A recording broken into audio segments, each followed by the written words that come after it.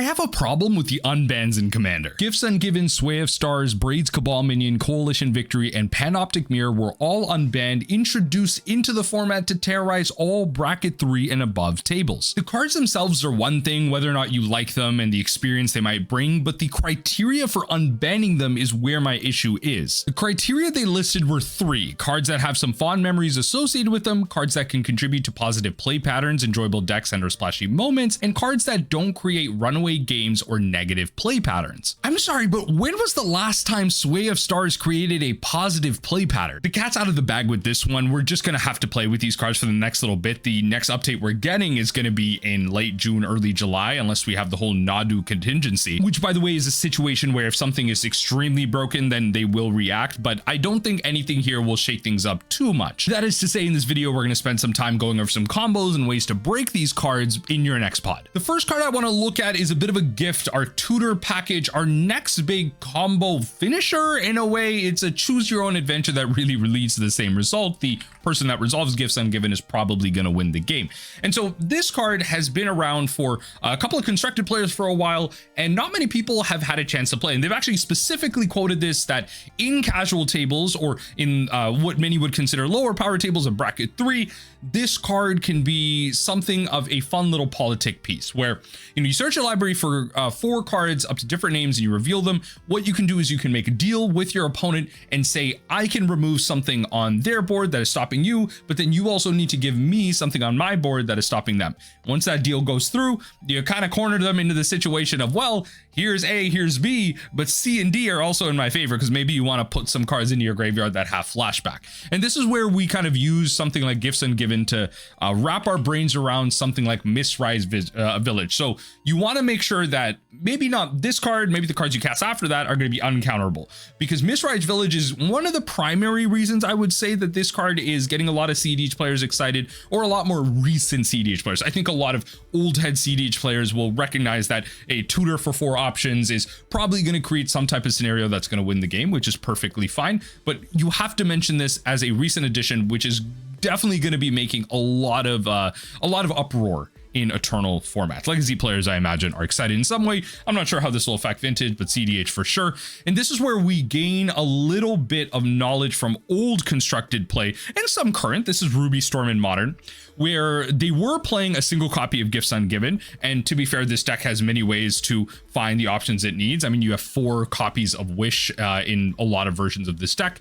And so with that singular copy of Gifts Ungiven, what you can do is you can create piles that have Pass and Flames in them. And this is where you create that no-win situation, where if you put Pass and Flames into their hand, it's cheaper, but if you put Pass and Flames into their graveyard, they're just going to get it anyway. Because again, in a Ruby Storm deck where you're playing out 1 Ruby Storm, multiple copies of it, at least 1 Ral, Pass and Flames is going to be really cheap regardless, and it's going to allow the player of the Gifts Ungiven to cast it and use their graveyard all over again, potentially just recasting the Gifts Ungiven from there. And so these are the type of scenarios of level 1 that you want to be using in your combo decks. You're already in blue, so there's probably some level of Thassa's Oracle shenanigans going on. You probably, if you're playing Pass and Flames, you're in red. You're probably pairing your blue with black, whether that just be Dimir or whether that be Grixis, or whether it just be any other color combination.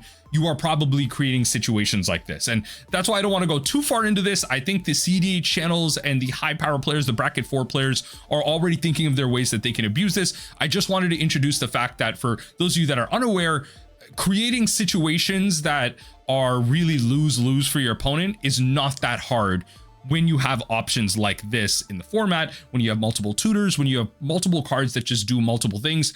You just can create redundancy with multiple cards as well. And so that is where cards like Gift Ungiven, especially at instant speed, can be so powerful.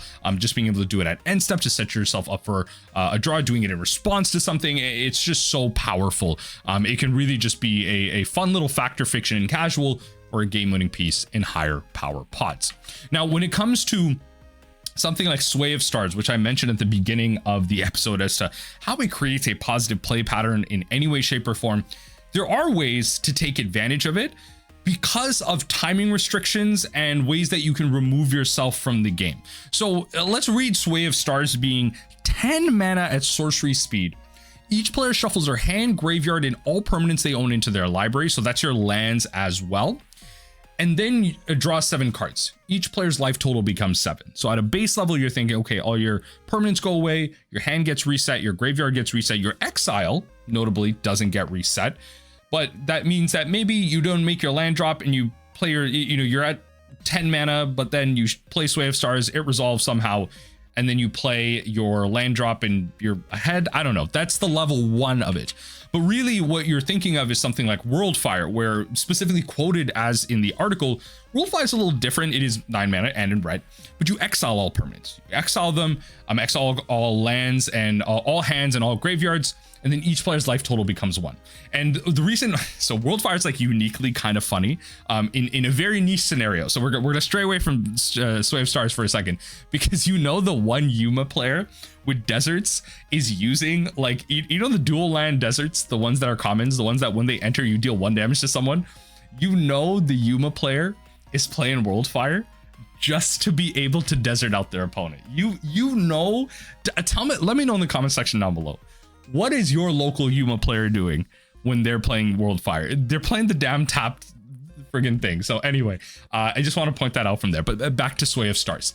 So with Sway of Stars, you want to be able to use this to your advantage and not necessarily in a way to reset the game. Obviously, that's like one of the many options you have, but you want to use this in a way that you can get ahead. And the first way is going to be with Teferi's Protection. So first of all, until the end of your next turn, your life total can't change. So your life total can't become 7.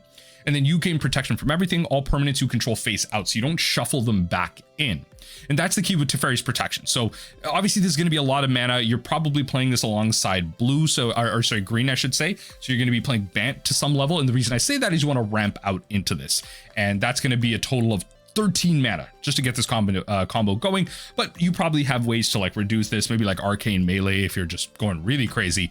But regardless, you're going to be able to reduce this to the point where you can cast Teferi's Protection, or at least play the Sway of Stars, and then in response to the Sway of Stars, before it resolves, you're going to cast the Teferi's Protection and then just take it from there. Actually, the phase before you untap during while you're phased out, actually, do your spells leave?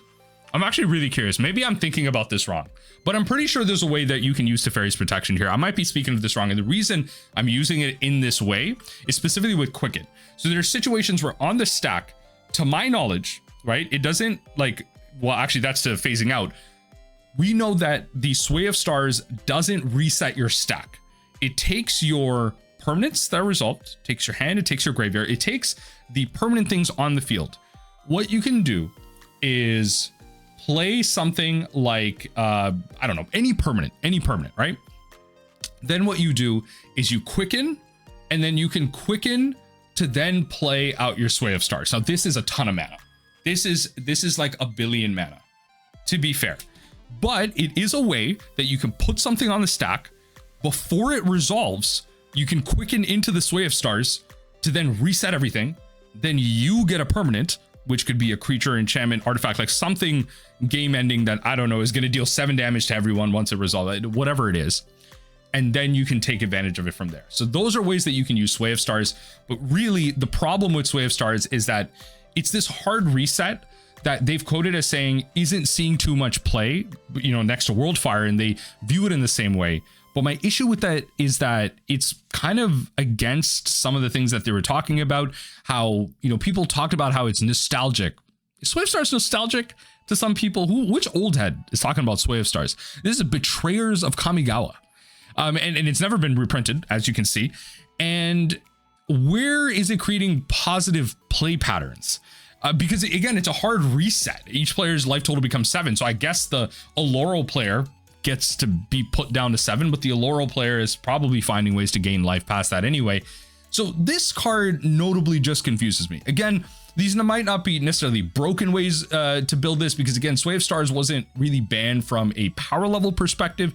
It was like Worldfire, banned from a play pattern perspective. So there aren't too many ways to break this. Let me know in the comment section if there is a specific commander that you're thinking of with Sway of Stars, but this is really what I could come up with, and I really had a complaint just on its power level. Now, when it comes to something like prison pieces, it's always interesting to see prison pieces be introduced into Commander through standard legal sets, now through unbans, because we just had Trinisphere taken off of the Game Changers list. And there's a lot of prison pieces that a lot of folks are generally okay with because the terminology and the vocabulary and just the general feel of Commander around those conversations have made it so prison has been kind of rule zeroed out of the format for many lower power tables. And so when you reintroduce something like Braids Cabal Minion into the format, it's interesting from a power level perspective, especially honestly in CEDH, not necessarily that this is going to be a meta commander, but it is a leader. I'm thinking about One Piece. It is a commander that you're going to be able to power out really quick, and it's going to gain you that type of immediate value. And that's where it's going to be broken. Now, notably, again, it is going to be a game changer when it gets unbanned. So you have to remember that when it comes to like fast mana. So if you're thinking about this in a bracket 3 perspective, that's going to be a little different. If you're thinking about it from bracket 4 and then bracket 5 CDH as well, that's going to be completely different. There are a lot of ways that you can power this out in the higher power tables. At the beginning of each player's upkeep, that player sacrifice an artifact, creature, or land of their choice. There are ways to get this out on turn 1. There are ways to get this out on turn 2 even more consistently. Past that, it's much easier as well. And I think that is the fear for a lot of people, because especially if you are the player going first in your rotation, Braids becomes that much more powerful because that player immediately is going to be able to tax the resources of those people after them, because of them not being able to deploy first. And so they're automatically going to be almost 2 pieces, like 2 resources behind in so many ways. And now, of course, this is the beginning of each player's upkeep. You as the black player are going to have to reap the benefits of what you sow here as well. But you have probably constructed your deck in such a way where that may not necessarily matter. Of course, there are going to be ways to, kind of power this out in terms of dark rituals. There's going to be ways to power this out in terms of abusing it in the 99 of maybe something like Turgid. I specifically wanted to mention Turgid just because we're, it's already on the Game Changers list. So if you're playing Turgid as your commander or Braids as your commander and you have either one of them in the 99 interchangeable, that's 2 game changers already. So again, you can see how there's ways to quote unquote balance this in the sense of bracket 3, but there still are powerful ways to take advantage of this. Because if we look at something like Dark Ritual, that is not on the game changers list. And so there are fast mana options that you have that can get you up to some of these commanders. And especially when you're thinking about mono black, you're probably already playing Dark Ritual in your Turgid deck. A commander that wants to come out as soon as possible, even if it's removed, it wants to come out even faster after that. So Dark Rituals help with that. So when it comes to playing a card like this, it can become really oppressive, except when it comes to the permanent types that they're talking about. Because you have to remember, Braids was made so long ago, in a time before Planeswalkers and in a time before battles. That's right. So the 2 permanent types, not card types, because Braids doesn't care about you sacrificing sorceries or instants if that ever becomes a thing on the stack. Braids doesn't get you to sacrifice Planeswalkers. And so you have like the Lilianas of the world, you have Ashiok as well, some Obnixiluses as well, some Sorens, and there you go, some Vraskas. You have a Tevesh, shout out to Tevesh and Valky, but you have the ability to keep some level of your permanents. Obviously, your opponents can do this as well, but if you can power out some of these options and then go Braids, then you're going to be able to create continuous value that you're not going to have to lose. On top of that, you have some level of battles as well, which, as a siege enters, choose an opponent to protect it. You and others can attack it when it's defeated, exile it. I'm pretty sure what happens when you choose an opponent to protect it, like it goes to them, so they control it, but you own it. So even they can't sacrifice it. Regardless, you can't sacrifice it as well. It's just, I haven't played with too many battles. I'm not going to pretend to know the rules around them. I just know battle is not a type that that Braids is going to be able to get you to sacrifice. So if there is some way in Commander for you to use these, again, being in mono black, then you're going to be able to power these out, ritual them out, or just ramp them out, whatever, get your Braids going, get your taxes going. And this is how you're going to be able to use them, at least in a casual sense. You may not be using this in power 4, especially not in power 5, but this is some way for you to use Braids to the full advantage when it comes to being a prison piece. Now, again, this may not be the most powerful character out there, the most powerful creature out there, But when it comes to the prison element, it will just have that extra level in the casual tables. I think a lot of bracket 4 players will already have enough removal for this. A lot of bracket 5 players just won't even care about it necessarily, depending on the level of the table. And so when it comes to playing this as fast as possible, there are going to be non-games, but there are going to be other games by nature of it being a singleton format that this card isn't going to do too much. And so only time will tell to see how fast people are powering this out and how people are abusing this. But just keep in mind the permanents that you can or can't sacrifice, as well as the brackets that you're going to be using this in conjunction with some of the fast mana that you can play to even power some of this out. Now, next up, we're looking at some options that I think a lot of casual players are, they're finally going to have to learn a hard lesson. But I do sympathize with them in a certain way. So when it comes to Coalition Victory, this is a card that I've said on the channel before that I am really surprised it's not unbanned already. And I'm so happy to see it already be considered to be unbanned and now back in the format, because there's so many ways that it can be interacted with and it is balanced. But of course, this was banned and available, honestly, at a time when Commander was very different. The card pool and the options that we had are very different. But let's take a look at Coalition Victory and some of the cards that you can use in conjunction with this, because at the end of the day, this is an 8-mana sorcery that says, I win the game. It may not be the most fun way to win the game, it's the most anticlimactic way to do so, but if you spend 8 mana and resolve this spell and meet the conditions, if you control a land of each basic land type and a creature of each color, then sure, you deserve to win. At first, you can use Boseiju, because Boseiju gives you a generic mana that you can use to cast one of the 3 generic from Coalition Victory for it to be uncounterable. Then you have something like Chimmel, which can provide you continuous value to grab other things, but spells you control can't be countered. Mistrid's Village is the most kind of recent one. Again, you're in 5 colors, so it's not going to be necessarily too hard to have this at least come in untapped. And then next up is going to be Teferi Time Reveler to provide soft protection, but also allow you to play the Coalition Victory at instant speed. But Coalition Victory, my number one thing with this, and I want to give a shout out to a user in the Mill Discord for pointing this out to me, because I was hoping to get their general thoughts on the commander bans in general. They're talking about, oh, we disagree on some things. So I wanted to hear what they had to say, and they specifically mentioned this, and I thought it was really interesting because this was going to be one of the cards that I mentioned, but I thought that the timing of it was interesting because this was not banned at a time when something like Leyline in the Guild Pact was available. And so Leyline in the Guild Pact just becomes, again, it's just one card out of the 99, but it is something to consider as a 1-card combo or a 2-card combo in a way where you can play green ramp, you can ramp out, you can create a bunch of mana, you can Leyline in the Guild Pact, whether from your opening hand or further down the line, then cast Coalition Victory, and then you just win the game. Because each non-land permanent you control is all colors. So the Leyline in the Guild Pact by itself is going to be all colors. And presumably you have some amount of lands, at least one, and that land is going to have each basic land type. And so with that, Leyline of the Guild Pact is a 12 mana way to just win the game, because you have Leyline of the Guild Pact and you have the Coalition Victory, and that becomes a 2-card combo. The balancing factor of that is that, of course, you've spent 12 mana to win the game, and that is presumably being cast at a time when it is probably acceptable to just win the game. And so that's why I think that's perfectly fine. I just think that there are more options to win this game. You can think of something like Dryad of the Elysian Grove, which that Mill Discord user also mentioned.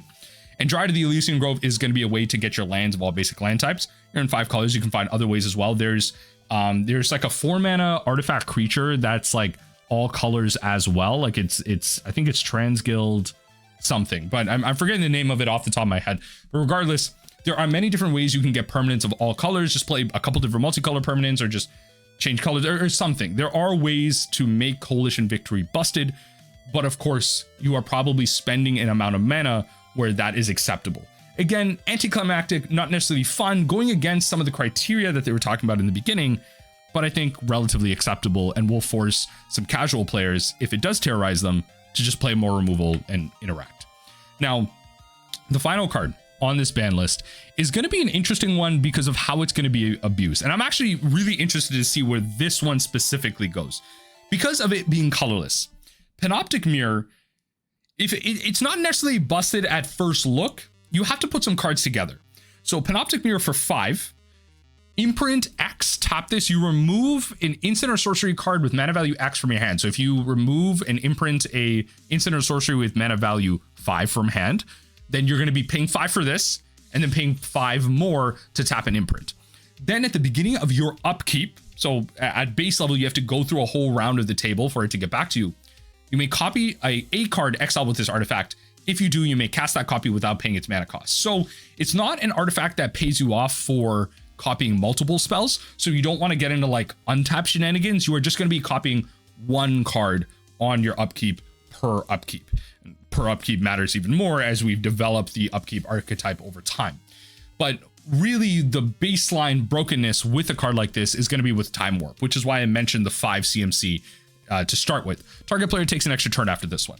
And so you can imagine how this is an immediate loop into the game because you take an extra turn, you imprint an extra turn onto your Panoptic Mirror, and then at the beginning of your upkeep, you cast the extra turn for free. You just take an extra turn. So you're just going to be drawing every turn. You're going to go, and until you find some amount of mana to win the game at that point. Notably, you can also put 0 cost things into the Panoptic Mirror because Hypergenesis and cards along this line that have that 0 converted mana cost but have a suspend of 3 can be cast with something like Panoptic Mirror. Notably, there's no casting cost, so you can't just cast it straight out of your hand. That's how cards like this work. You have to play it for its suspend cost, but you can exile with Panoptic Mirror, go back to your upkeep, and then just get out something like Hypergenesis. And then starting with you, each player may put artifact, creature, enchantment, or land from their hand onto the battlefield. Repeat the process until no one puts a card onto the battlefield. So it's a way to dump out your hand. I think the broken one with this is probably going to be Restore Balance. Each player chooses a number of lands they control equal to the number of lands controlled by the player who controls the fewest. So if everyone controls 6 except for one player controls 4, when this card resolves, everyone who controls 6 is going to sacrifice 2 lands down to 4. Players sacrifice creatures and discard the same way. So if you have a 1-card hand, everyone else is going to discard down to 1. If you have 0 creatures and everyone has a bunch, everyone's going to sacrifice those creatures. So Restore Balance feels like an oppressive way to use something like Panoptic Mirror, but I do want to just again highlight the fact that you can use these zeros. You can just pay it for 5, the Panoptic Mirror, tap it, imprint X, and then you're going to get this on your upkeep. The way you're going to abuse the upkeeps is probably in something like Obeka. So I imagine the Obeka players, like myself, are probably a little bit happy about Panoptic Mirror.